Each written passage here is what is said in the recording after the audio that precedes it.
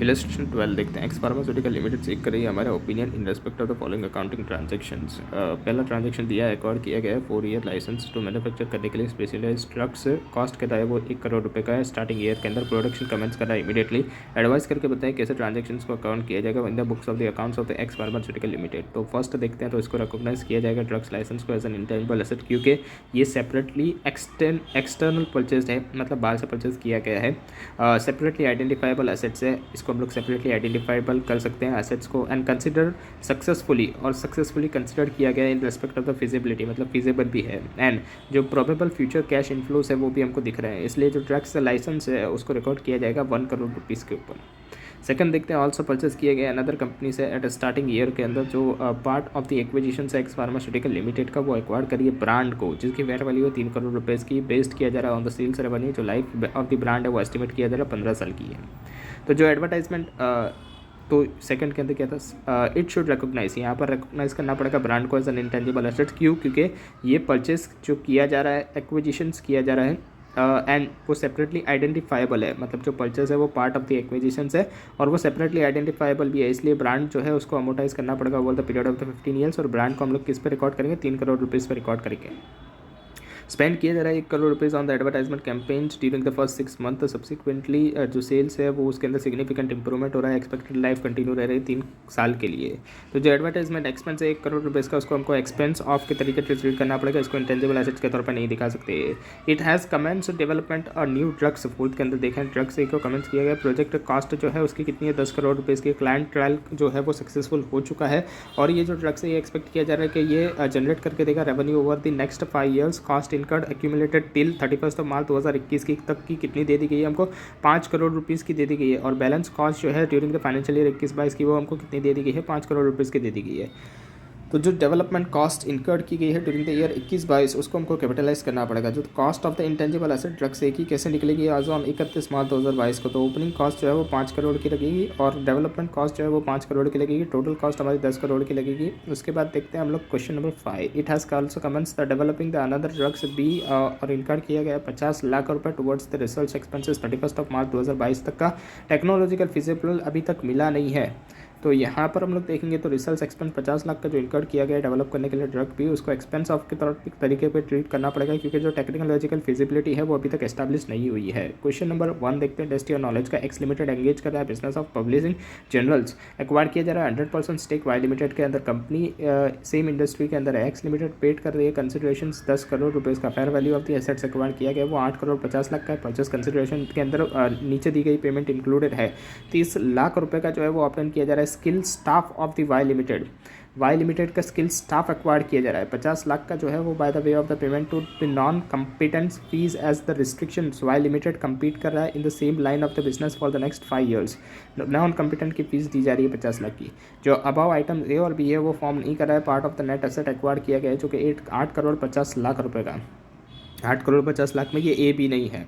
Determine करके बताइए कैसे आप ट्रांजेक्शन्स को अकाउंट करोगे in the books of the x limited.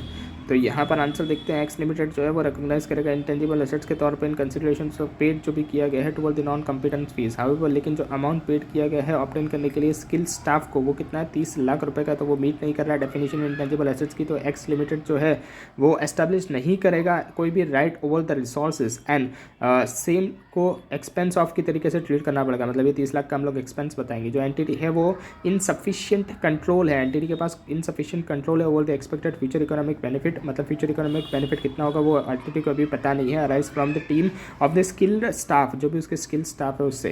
Therefore जो 50 लाख का है उसको हमको सेपरेटली रिकॉग्नाइज करना पड़ेगा इंटेंजिबल एसेट्स के तौर पर, जबकि जो अमाउंट पेड की गई है ऑप्टेन करने के लिए स्किल स्टाफ को वो मीट नहीं कर रहा है रिकॉग्नाइजेशन क्राइटेरिया, तो उसको हम लोग को इंटेंजिबल एसेट्स के तौर पर नहीं दिखाना पड़ेगा सेपरेटली। हाउएवर लेकिन जो एक्वायर्ड किया गया as a part of the business combinations, मतलब बिजनेस कॉम्बिनेशंस के तौर पर अगर उसको एक्वायर्ड किया गया है तो वो गुडविल का पार्ट तो ज़रूर बनेगा। तो हम लोग कैसे निकालेंगे वैल्यू ऑफ द गुडविल, तो 1 करोड़ 50 लाख, ये 1 करोड़ 50 लाख कैसे आ रहा है, तो 10 करोड़ है उसमें से 8 करोड़ 50 लाख की नेट एसेट है, तो गुडविल कितना निकल के आ गया 1 करोड़ 50 लाख। और 1 करोड़ 50 लाख के अंदर ये दोनों तो ए और बी तो इंक्लूडेड है ही, ए और बी नेट एसेट में इंक्लूड नहीं है, लेकिन ए और बी किसके अंदर इंक्लूड है, पीसी के अंदर तो इंक्लूड है, क्योंकि यहाँ पर हमको दे दिया गया था पीसी में इंक्लूड है। तो यहाँ से हमको 50 भी निकालना पड़ेगा, 50 लाख।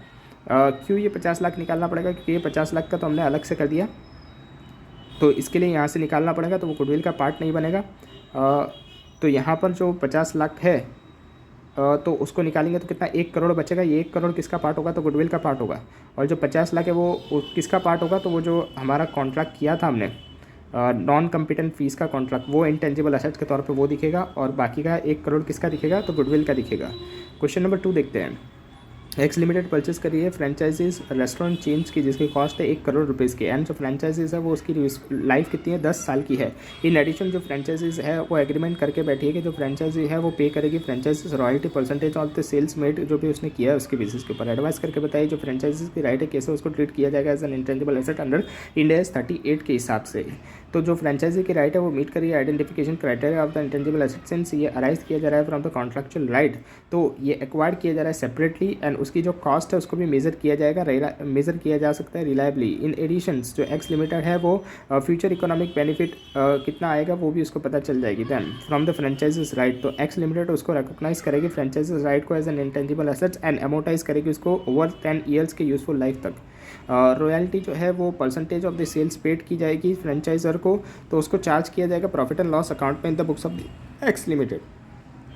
इसके बाद देखते हैं an entity question number 3 regularly place कर रही है advertisement in the newspaper. Advertisement इस प्रोडक्ट उसके प्रोडक्ट को एडवर्टाइजमेंट किया जा रहा है न्यूज़पेपर के अंदर एंड इंक्लूड किया जा रहा है कि रिलाई करेगा वो slip the inform individuals relying to the advertisement that the entity may pass and individual details to the other sellers of the similar product unless the individual tick a box in the advertisement। मतलब ऐसा campaigning चला जा रहा है over the period जो time है entity की has assembles a list of the customers की लिस्ट एंटिटी के पास आ चुकी है। जो नेम एड्रेस है वो सब कस्टमर के एंटिटी के पास आ चुके हैं। जो लिस्ट प्रोवाइड की जा रही है to the other entities for the free और ये जो लिस्ट है फ्री में प्रोवाइड की जा रही है दूसरी एंटिटीज़ को। जो एंटिटी है वो लाइक टू रिकॉग्नाइज, क्या ये जो एंटिटी है जो ले रही है वो क्या रिकॉग्नाइज करेगी उसको as an assets in respect of the expected future economic benefit, ताकि वो डिराइव कर पाए फ्रॉम द लिस्ट। जो भी लिस्ट उसके पास कस्टमर की है वो उस लिस्ट को क्या इंटेंजिबल एसेट के तौर पे दिखाएगी क्योंकि उससे एक्सपेक्टेड फ्यूचर इकोनॉमिक बेनिफिट आ रहा है। इवेल्युएट करके बताइए वेदर यहाँ पर provide the other entity for a fee मतलब फ्री लेके ये जो एंटिटी है कस्टमर के नाम और कस्टमर्स के एड्रेस दे रही है दूसरी एंटिटीज़ को, तो क्या ये इंटेंजिबल एसेट के तौर पे ये एंटिटी दिखाएगी इसको। तो इवेल्युएट करके बताइए वेदर क्या कस्टमर्स की लिस्ट जो ट्रीट की जा रही है as an intangible asset under Ind AS 38 के हिसाब से क्या हम लोग इसको इंटेंजिबल एसेट के तौर पे ट्रीट करेंगे। जो कस्टमर्स की लिस्ट है कंपनी के पास है उसको। ऑल्दो विदाउट डाउट जो स्किल सेट है क्वेश्चन नंबर 3 है इस सिचुएशंस के अंदर जो एंटिटी है उसके पास कोई लीगल राइट नहीं है कस्टमर्स रिलेशनशिप का, लेकिन जो एक्सटेंड ट्रांजेक्शन टेक प्लेस किया जा रहा है वो एविडेंस है सेपरेबल, मतलब जो भी एक्सटेंड ट्रांजेक्शन किया जा रहा है वो सेपरेटली उसका एविडेंस हमारे पास है एसेट के तौर पे। एंड जो कंट्रोल है that the entity is able to exercise over the assets, और एंटिटी का उस एसेट के ऊपर कंट्रोल भी है। देयरफॉर जो लिस्ट है वो इंटेंजिबल एसेट है।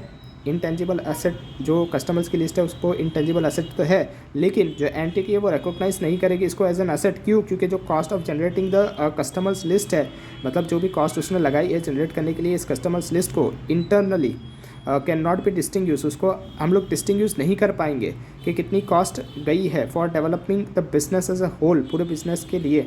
इट डज नॉट मीट, और ये मीट भी नहीं कर रही है कंडीशन जो कि स्पेसिफाइड किया जा रहा है to recognise the internally generated intangible asset. जो इंटरनली जनरेटेड इंटेंजिबल एसेट्स की जो रिकॉग्नाइजेशन क्राइटेरिया हो जाता है, जो रिसर्च फेज होता है फिर डेवलपमेंट फेज होता है, तो वैसा वो क्राइटेरिया होता है, तो वो क्राइटेरिया भी यहाँ पर मीट नहीं हो रहा है। तो इसलिए हम लोग इसको भले ये इंटेंजिबल एसेट के तौर पे हम लोग लिस्ट ले सकते हैं, लेकिन हम लोग इसको रिकॉग्नाइज नहीं करेंगे एज एन इंटेंजिबल एसेट। उसके बाद क्वेश्चन नंबर 4 देखते हैं।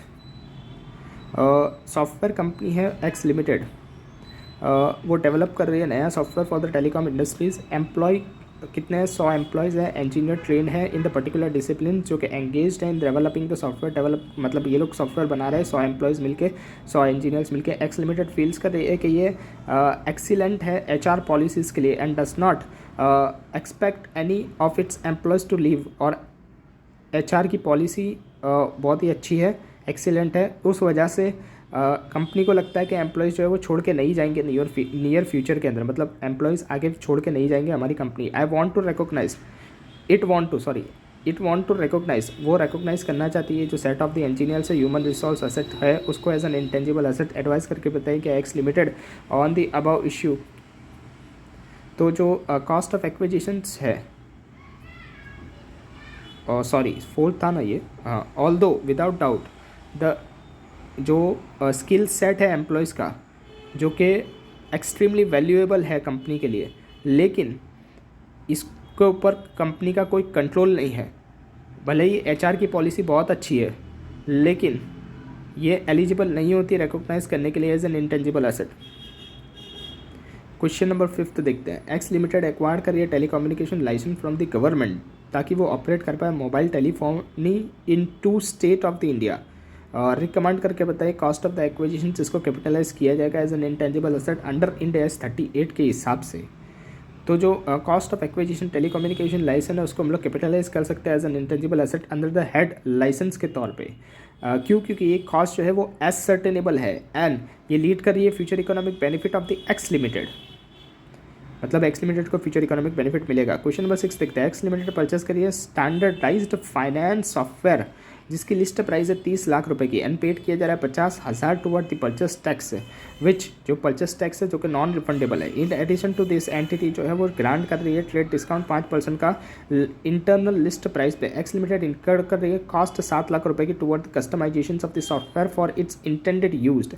एक्स लिमिटेड परचेस करिए 5 साल का मेंटेनेंस कॉन्ट्रैक्ट का जो कि वेंडर के पास से लिया गया है कितना 2 लाख रुपए का। आइडेंटिफाई करके बताए कौन सी कॉस्ट इंटेंजिबल एसेट्स की रिकॉग्नाइज की जाएगी। Cost of the intangible identify करके बताए व्हाट कॉस्ट, कितने कॉस्ट पे इंटेंजिबल एसेट्स को हम लोग रिकॉग्नाइज करेंगे। तो in accordance with the India 38 के हिसाब से जो कॉस्ट सेपरेबली एक्वायर्ड करी है इंटेंजिबल एसेट्स की उसको क्या उसके अंदर क्या क्या होगा, तो परचेस प्राइस होगा, non refundable purchase tax after deducting the trade discount and the rebate होगी अगर कोई डायरेक्टली एट्रीब्यूटेबल होती है कॉस्ट को लेकर preparing the asset of the intended use. इसीलिए यहाँ पर अगर हम लोग देखें तो इंटरनली कॉस्ट जो है असेट की वो कैसे रिकॉर्ड करेंगे हम लोग, तो लिस्ट प्राइस 30 लाख रुपए की है जिसमें से ट्रेड डिस्काउंट माइनस करेंगे 150 का, तो 28,50,000 आ गया। इसमें से इसमें क्या ऐड करेंगे, नॉन रिफंडेबल परचेस टैक्स। अगर नॉन रिफंडेबल है तो ये हमारा कॉस्ट का पार्ट बन जाएगा, तो ये 50,000 आ जाएगा। और कस्टमाइजेशन कॉस्ट जो है कितने की है, वो 7 की है, तो वो भी यहाँ पर आ जाएगी। तो टोटल लगाएंगे तो कितना आएगा, 36 लैक्स आ जाएगा। जो मेंटेनेंस की कॉन्ट्रैक्ट की कॉस्ट है 2 लाख रुपए की, उसको हम लोग एक्सपेंस के तौर पर ट्रीट करेंगे, देयरफॉर उसको हम लोग टेकन नहीं करेंगे इंटेंजिबल एसेट्स के अंदर। और उसको हम लोग कैसे ट्रीट करेंगे, एक्सपेंस, प्रीपेड एक्सपेंस के तौर पर ट्रीट करेंगे और चार्ज करेंगे उसको PNL के अंदर ओवर द 5 ईयर्स के अंदर, मतलब 5 साल के पीरियड के अंदर हम लोग उसको चार्ज करेंगे। जो प्रीपेड एक्सपेंस का है 2 लाख रुपए की जो मेंटेनेंस की कॉन्ट्रैक्ट की कॉस्ट हमको दी गई थी उसको। उसके बाद देखते हैं क्वेश्चन नंबर कौन सा है, क्वेश्चन नंबर 7 आया। क्वेश्चन नंबर 7 देखते हैं। X limited in a business combination purchase कर रही है नेट एसेट वाई लिमिटेड की 4 लाख रुपए में ऑन 31 मार्च 2021। जो एसेट्स एंड द लायबिलिटीज़ की पोजीशन दे दी गई वाई लिमिटेड की वो बिफोर एक्विजिशन हमको दी गई है। नीचे दिए गए एसेट्स के अंदर property plant and equipment cost rupees के अंदर है, इंटेंजिबल एसेट 1 है, इंटेंजिबल एसेट 2 है, कैश एंड बैंक है और ट्रेड पेबल्स लायबिलिटीज़ के अंदर है 50,000 का। फेयर मार्केट वैल्यू जो है PPE की इंटेंजिबल एसेट्स की 1 और 2 की वो हमको अवेलेबल है कितनी, एक 50 है, 30 है और 70 है, तो ये हम लोग लेंगे। रिकमेंड करके बताइए कैसे एक्स लिमिटेड अकाउंट करेगी नेट एसेट्स को acquired from the Y limited. तो यहाँ पर देखेंगे तो PPE कितना है, 150 का है, तो वो 150 की फेयर लेंगे, 30 का इंटेंजिबल एसेट 1 और 70 का इंटेंजिबल एसेट 2 है, तो वो दोनों लिख देंगे। उसके बाद जो देखेंगे तो कैश एंड बैंक हमको दिया गया था, कैश एंड बैंक कितना है, 130 का है, तो वो भी लिख देंगे। अभी क्या बचेगा, जो लायबिलिटीज़ है वो भी लिख देंगे, लायबिलिटीज़ में ट्रेड पेबल्स है वो भी लिख देंगे। अभी हमने 4 लाख रुपए PC दिया है परचेस कंसिडरेशन, तो नेट एसेट हमारी कितनी की है, तो 1 lakh plus by 20,000 plus by 50,000 plus by 31, sorry यहाँ पर हमको फेयर वैल्यू लेनी पड़ेगी। तो ये 1 लाख की फेयर वैल्यू कितनी थी, 1 लाख की फेयर वैल्यू थी 150, 30,000 और 70,000। ये क्या था हमारा, PPE था, इंटेंजिबल एसेट 1 था और इंटेंजिबल एसेट 2 था, तो टोटल 250 हो गया। इसमें और कैश और बैंक भी ऐड कर देंगे, कितना हो जाएगा, 130 हो जाएगा। तो 380 आया, इसमें से 50,000 माइनस करेंगे तो कितना आ जाएगा, 3,30,000 आ जाएगा। और हमने कितने पे किया है, 3,30,000 नेट एसेट के बदले में 4 लाख पे किए, तो हमारा कितना हो गया, 70,000 का गुडविल हो गया। तो ये गुडविल हमारा कहाँ लिखेंगे हम लोग, ये गुडविल हमारा लिखेंगे एसेट के अंदर ऊपर 70,000 का गुडविल। जो गुडविल है वो क्या है, difference between the fair value of the net asset acquired and जो परचेस कंसिडरेशन हमने पेड किया गया है। तो कैलकुलेशन ऐसे ही होगी गुडविल की, जो 4 लाख रुपए जो हमने पे किए पीसी के, उसमें से माइनस करेंगे 1, 50, 70, 30, ये क्या था, तो ये हमारा जो फेयर वैल्यू थी किसकी, इंटेंजिबल एसेट 1 पीपी और इंटेंजिबल एसेट 2 की, वो लिखा, प्लस बाय जो कैश इन बैंक था वो लिखा, उसमें से माइनस किया जो लायबिलिटीज़ थी ट्रेड पेबल्स 50,000 की, वो तो हमारे पास गुडविल आ जाएगा।